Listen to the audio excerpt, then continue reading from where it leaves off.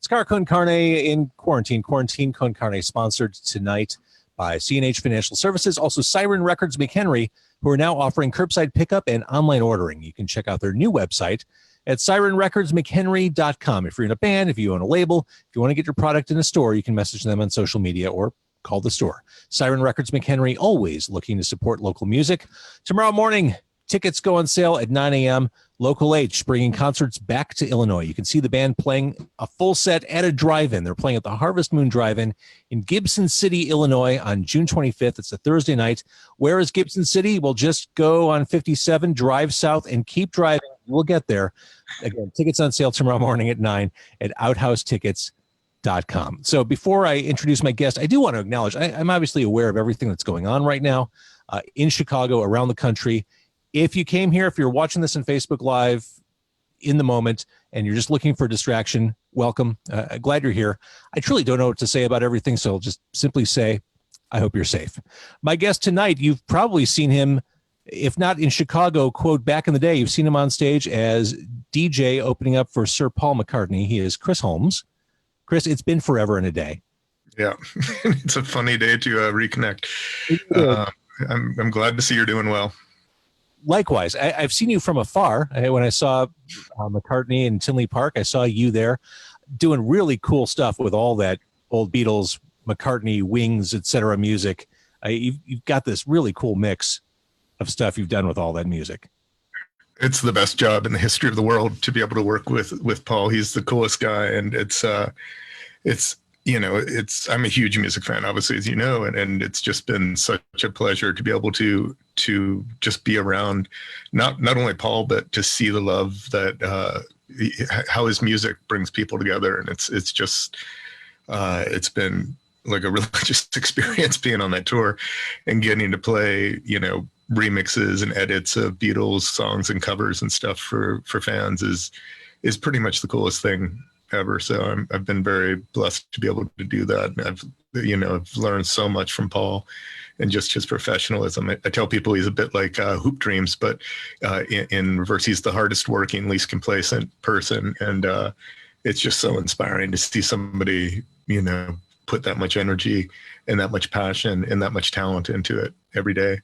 Along the lines of what you were saying, one of my big thrills when I saw you at at this point was the most recent Chicago area show, I got to take my son. Like the idea of being able to take my son to see Paul McCartney. Like I felt like this is the best thing I can do as a father. Yeah, it's truly a magical experience. Like it's like you go to the show and you can look in any direction and it's a fractal. It's like, it doesn't matter what age you are. It doesn't matter what religion you are. It doesn't matter, where you're from. Like everybody is brought together by that music. We all learn to love to it. We all learn to rebel to it. We all learn to care about, social consciousness and it's such a common vocabulary for the whole planet. And, it's really beautiful to be able to see the power of music and those songs to really bring people together and bring generations together. It's like I love having friends bring their kids to the show and just seeing, because I remember loving it as a kid too. And it's, you see people that are 90 years old at the show and you see babies, and it's amazing. But it's the best when I see my friends. I love seeing my friends' parents at the shows too. That's an absolutely incredible thing. Like, and just seeing the connection that music has between people. It's our DNA. The cross-generational. Yeah. Impossible to pin down. It's just everybody. Yeah. Yeah, it's funny. And like one of the cool things about Paul is like, it doesn't matter who you are. Like everyone's like, Obama's a McCartney fan, like, Bruce Springsteen, like they're all kind of like, I remember we were playing a show in New Jersey and I was on the side of the stage and I looked over and Bruce Springsteen's there and he's like getting ready to go up and play. And it's like, you can see him getting nervous and he's like, it's Paul McCartney up there. It's like, oh my God, like this is the coolest thing ever. But yeah, nobody is too cool for Paul. And he's like the least disappointing human being ever. Like he's just so incredibly wonderful and so absolutely brilliant and kind and just such a joy. He's so funny and he's just great to be around. It's been the best. The description of the least disappointing person ever. Yeah. It's true. It's like, it's like you don't want to meet your heroes all the time, but when you do and they're awesome, people should know that he is just the best.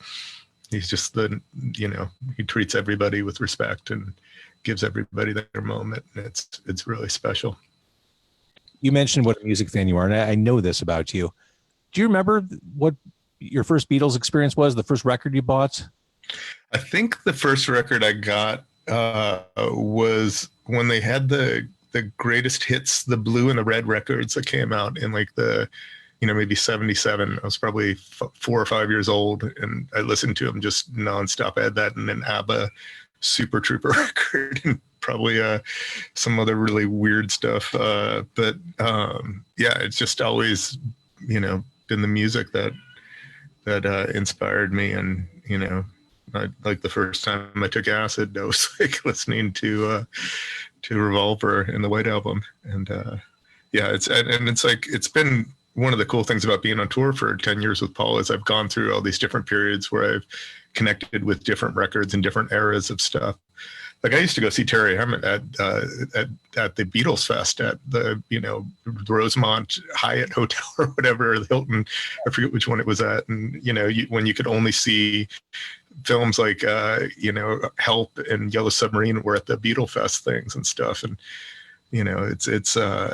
it's been so cool to see, like, as I've gone through these kind of deep dives into the music, like there's so many periods of that music that just identify with different periods of my life. Like last year I listened to the Wildlife record a lot, which is the first Wings record, I guess.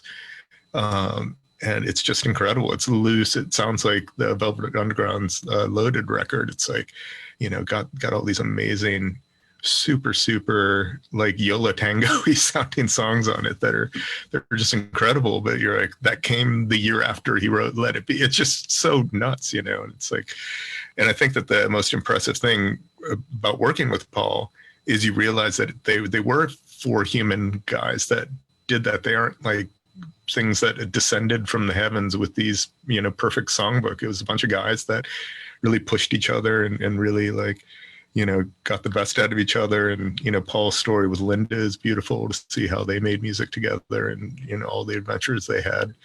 It's just, it's been really cool. Yeah, that record's so good too. I went through with that one about 4 years ago.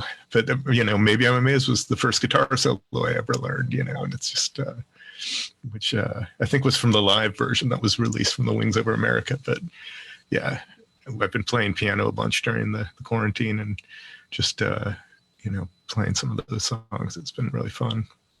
I've been trying to be better when I go to concerts, which sadly I haven't been able to do for a long time. I've been trying to be better about not spoiling the set list for myself before I go. I used to be terrible about that. Thanks to the internet, you can find out exactly what every touring musician is going to play. I withheld the urge with McCartney. I wanted to be surprised with everything. I didn't want to anticipate anything. I just wanted to let it go. Temporary secretary, really? I did like it. That right there is the reason why you shouldn't spoil set lists for yourself. Yeah, no, that was amazing. I had played that the first time I DJ'd with him at Coachella. I had made an edit of a remix that somebody had done of that, and it brought me such joy to be able to play that. And then one day he's like, at soundcheck, he just started playing the arpeggio thing and brought he brought a mini Moog that I think was Linda's mini Moog and was running it through this like ARP sequencer. And it was so beautiful. He's just like trying to get to the right points and stuff. I'm like, what is he doing? And all of a sudden it like gets locked in. I'm like, oh my God. And then they figured out how to play it live. And it made me very, very happy. That was probably one of the deepest cuts that he's played on tour, but it's a great one. So you've been playing with him since 2009? Yeah, the first show I did with him was at Coachella in 2009. And then they asked me to go on tour. And I've done all the shows since 2011. It's a pretty funny story where I did the Coachella with them. I can tell you the whole story. I mean, it's a pretty funny. He discovered you, right? Yeah, so I was DJing a party with the Radiohead guys for In Rainbow's Grammy party, and it was like this really fun party. And it was Questlove and Tom York and Nigel Godrich and I DJing, and it was like, all of our friends were there. It's like this crazy party. And Nigel was like, I think Paul McCartney might be coming. And Nigel had produced one of Paul's records. And a couple, maybe half an hour later, Paul McCartney's just on the dance floor dancing in front of me while I'm DJing. And I'm just like, this is the most surreal thing ever. And when we finished my set, I was talking to him a little bit, and it was like maybe a month before Coachella. And, we were talking about, how he was on the Colbert Report and how funny Stephen Colbert is, and didn't really talk about music at all. And the next day I got a call from Nigel, and he's like, oh, Paul McCartney called me for your phone number. He wanted to get a hold of you. I'm like, what about, that's the craziest sentence that's ever been uttered. And so the next day I got a call from somebody who does the shows, and they're like, Paul's going to call you, and, just think about what you might want to do. And I'm like, for what? And so he calls up. I thought he might want me to do an after party or something. He calls up and he's like, hey, I was wondering if you might want to open for me at Coachella. And they don't have opening bands at festivals, but yes, 100%. And so I came up with the idea to do remixes of cover versions of Beatles songs, like a bunch of old soul covers and stuff.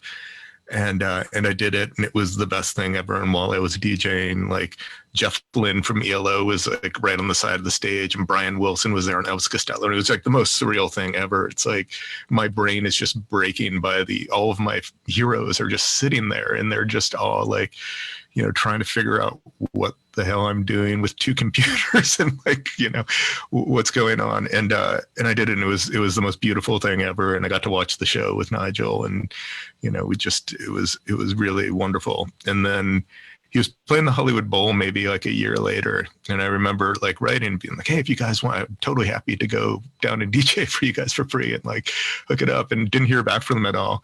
And then my friends that went to the show said, oh, I think he played your mix before he went on. And they were playing my Coachella mix before every show that he did. And I get an email a couple of weeks after, it was maybe a couple months after the LA show. And they're like, we lost your phone number. And they had been, a friend of mine had helped me set up all the logistics when we did the Coachella show, who wasn't managing anymore and didn't answer her emails at all. And so they had been emailing her to ask me to come on tour with them for 6 months. And so and then they asked me to come out, and I've done every show since then. And it's been absolutely amazing. And it's just we just had a Zoom call with everybody from tour today and just caught up with everybody. But it's a family, and it's the guitar, techs did Fleetwood Mac and Pink Floyd, and the amount of just rock history that's involved in that tour is so amazing. Roy Bennett that designed the Purple Rain tour, and the guy that does the video did the video for Purple, and it's all of these totally disparate things from the Spice Girls to Prince. It's been the best job ever. I mean, I don't even consider it a job. It's just very blessed. And I've hopefully gathered a lot of stories that I can share with people, the wisdom of just things I've picked up from being around Paul. But it's been wonderful. Is he doing okay? Yeah. I mean, he's last time I talked to him, he sent out a message to everybody, saying that he was sorry that the tour was canceled, but that we'd get back out and rock out. But yeah, he's a maniac. He's in the gym running, he's in such great shape. Well, he doesn't what? He doesn't age. Seeing him perform. Yeah, he's an alien. It's so crazy, and he's just, it's his energy and his, he eats well, but it's just his mental focus too is just absolutely amazing. Let's talk a little bit about you. I knew you coming up in Chicago in the 1990s. I mean, it may very well be the last time I saw you perform without McCartney was with the Pumpkins at the end of the first run. So it's been a little bit. Wow. Yeah. My first exposure to you is this band. Nice. I love that record. I love this record. This is great. But you came up in the Chicago music scene in that crazy, heady time. What do you remember about coming up in the 90s? Oh, man. I remember going to Lounge X and to the Metro and to the Empty Bottle and to the Fireside Bowl. I remember going to see shows 6 nights a week. And, I remember just the feeling of camaraderie of, it really was such an amazing group of people doing really, really special music. And, I remember just the sense of inclusion and the sense of, just a feeling of, it was just a really, really special time. And I'm very, very glad that I got to be there when that was happening and got to ride it along with it for a little bit. It was cool. Well, there's the Yum Yum album. Mm-hmm. I don't think I'm talking out of turn by saying that Yum Yum album has aged well than I think anyone would have imagined back then. I think it sounds right at home with contemporary music right now, right this second. Thanks. If anything, you were ahead of things with the Yum Yum album. Dan Loves Patty. We just did a reissue of that, it was really cool to go back and listen to it. It was a weird period for me because I loved making that record and I loved the music that I was referencing so much. I mean, it was basically a love letter from me to those kind of songs, and it was such a weird time. It's like my experiences with the major labels were comically catastrophic, and but like all of those things have just been such an important part of my life and the things that I've learned and the opportunities that I've had. That record was weird because I had the whole Tom Frank article was very bizarre too. I don't know if you remember that, but the Harper's article where he originally wanted to have him do a story that was kind of an updated version of Hitmen, the story about the music payola stuff in the 70s. And he was the writer for a magazine called The Baffler, a guy named Thomas Frank. And, he never really understood that I loved pop music and that I really, I love the Archies. I love, Tommy James and the Shondells. And Yum Yum is deferential to that whole sound. Yeah, totally. Yeah, the Ohio fruit gum or whatever, and so it was at the time it was weird because there were a lot of bands there were a lot of amazing bands like Jesus Lizard and Shellac and that were doing like this kind of very aggressive music, and then there was like a ton of really shitty bands that were doing kind of a caricature of that were just like rah, I'm so tough and I'm and every night I'd go see shows and it would just be white, angry, just whatever. And there were some amazing like hardcore bands and stuff in that period, but there was a lot of stuff that wasn't. And I had been playing in Sabalon Glitz, and I had the girl that sang on the record was my girlfriend. We had broken up and it just got really weird with our relationship. And so I just started writing all these songs that I'd kind of do on the side. And it's a very weird time for me because I've just gotten out of college and was like, oh, I'll do music for a little bit. And it's, 24 or 5 years later. And, it's pretty nuts. It creeps up on you. Yeah. I threw myself back into the album for the first time in a while. My God, that title track of Dan Loves Patty, it's such an arresting, beautiful song. All the songs on there are beautiful. This is orc pop, but that song in particular still strikes such a chord with me. Yeah, that was my favorite song on the record. It just got licensed to be in a Netflix show, so hopefully some people will hear it at some point in the near future and rediscover it. But love it.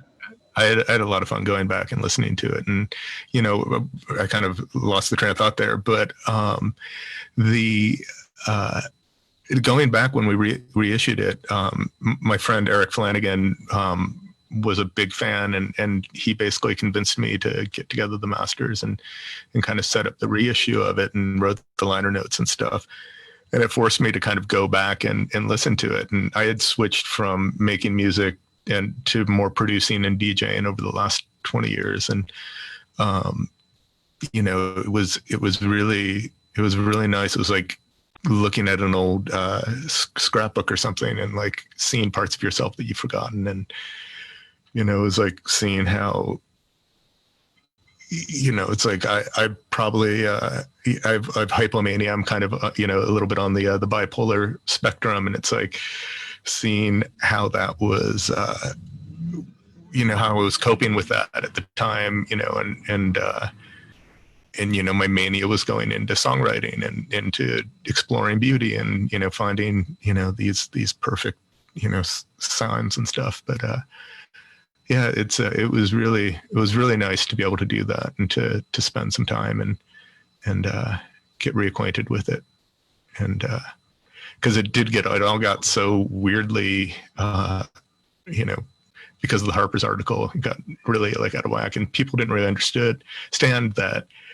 I knew that putting out a major label record was an absurd thing, but I still thought it was a really cool thing. I still believe that like music is one of the only things that can, cut across boundaries and bring people together. And the ability to be able to reach people and to be able to get music out to people through radio, through labels is a really, really beautiful thing.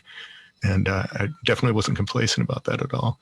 So it was really good to go back and remember how in love I was with music and those sounds at that time. It was nice. So when did you leave Chicago and why? I moved out to LA in 2003, and I lived down in Kenwood in Hyde Park until then, after I graduated college.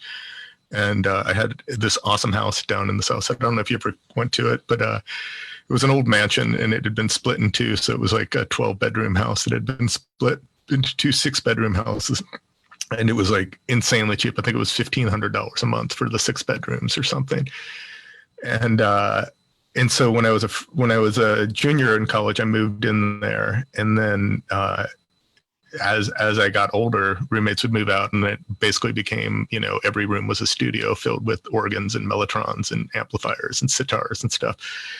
And and the guy who owned the house ended up selling it, and the person that bought it wanted to combine it into one big house. And so I had the option of staying in Chicago and trying to find another place, or to come out to LA. And I was doing a lot of film scoring and music supervising at the time.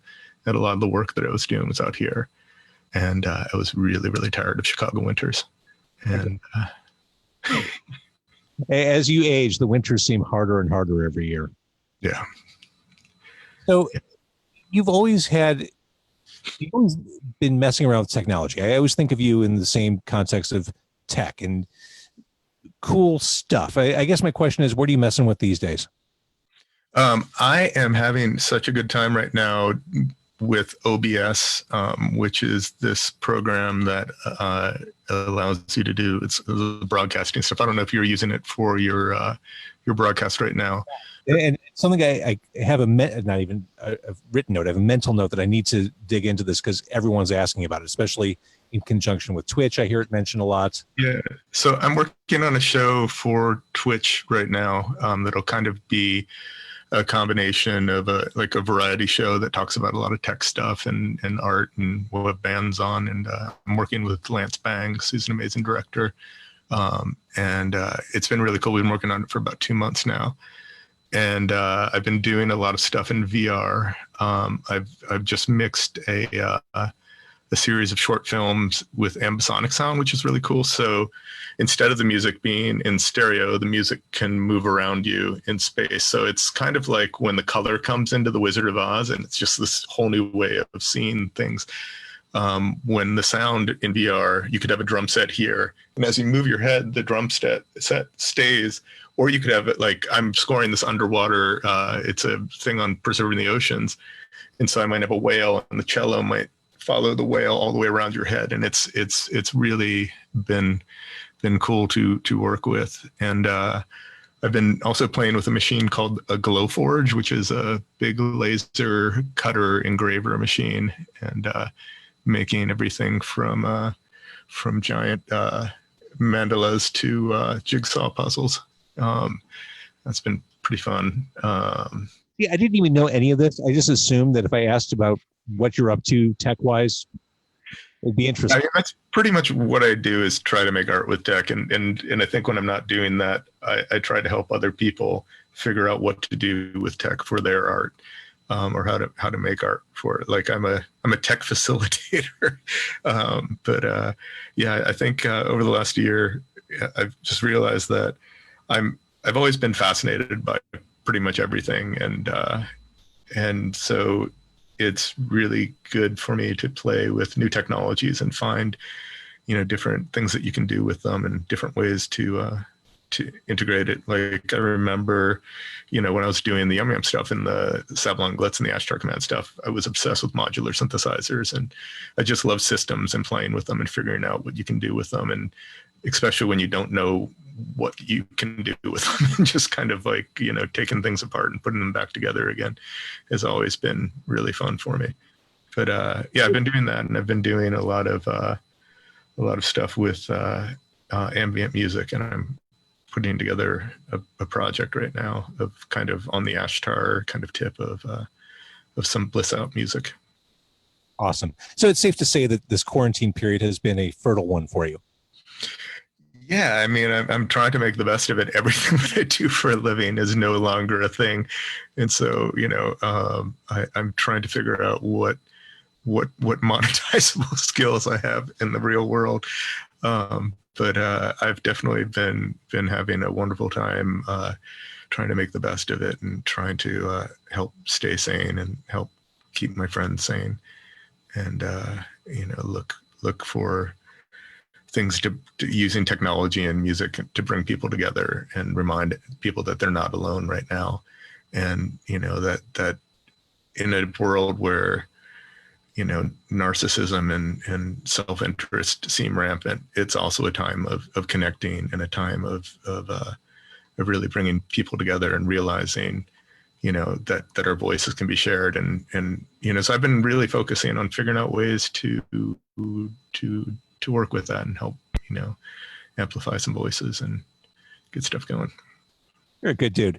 All right, I'm going to stop the Facebook Live. Thank you, everyone, for watching there. That's Chris Holmes right there.